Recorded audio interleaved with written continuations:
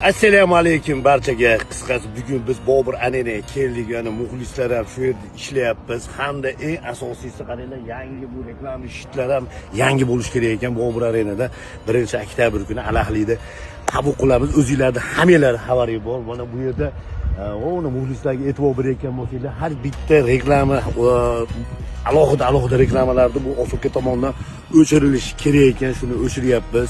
Tashqarilarda hatto umuman qattig'iga ham yo'q. Milliy gvardiya, shu ichki ishlar hamma qattiq turadi shu kuni.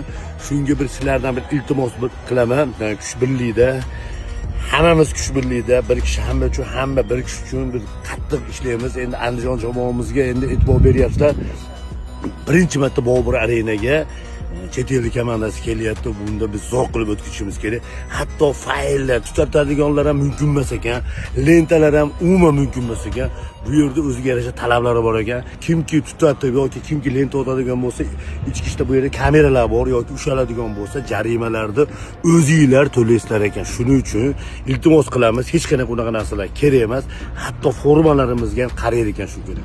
Kuch birlikda Andijon chempion, ash kuni performansni zo'rlari bo'ladi. Ko'rasizlar, stadion utar bo'ladi. Og'a Andijon